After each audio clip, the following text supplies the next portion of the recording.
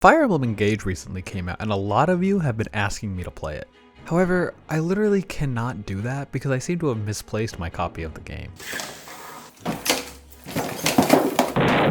Worry not though, for I do own one other Fire Emblem game. What? No, not that one. That's the second game. And you can't start with the second game, you have to start with the first one. And that's the only other Fire Emblem game I own, so today we're going to be playing Fire Emblem, Shadow Dragon and the Blade of Light. You know, the Marth game. So if you don't know anything about Fire Emblem, let me break it down for you real fast. Imagine war, but like if war was grid-based. And everyone took turns. You pick your little guy and tell them where to go. If you're standing next to someone, you can attack them with these awesome battle animations.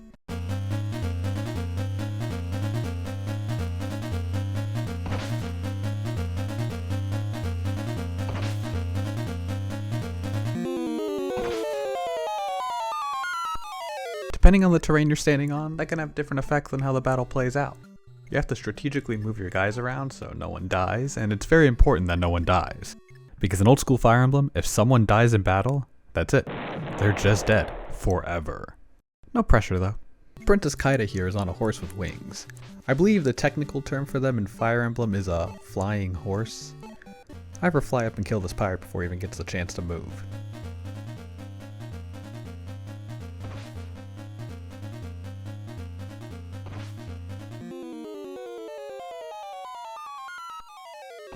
Awesome. One down and like 8 more to go. This pirate tries to attack Marth, but clearly someone wasn't aware of who the main character was because I absolutely own him in 2 hits.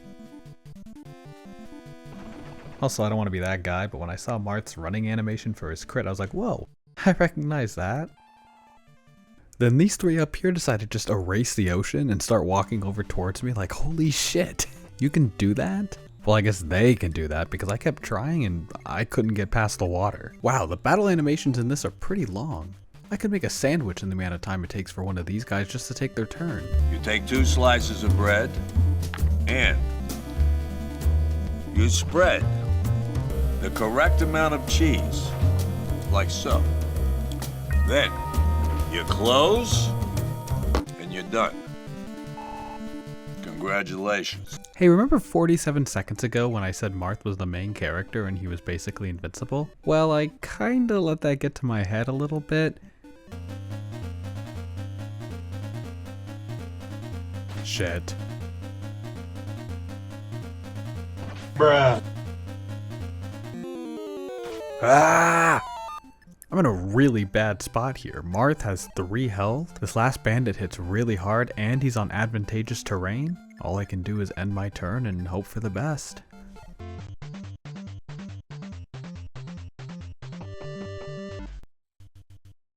Wow, I'm really good at this game. Over here on the western front, we've got a lot of guys to go through and not a lot of coverage. But Princess Kaida over here is more than capable of taking care of herself.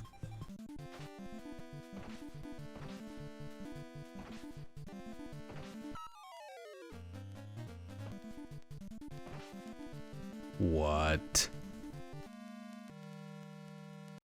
Now I know what you're gonna say. I let someone die in battle, which I specifically said I wasn't gonna do.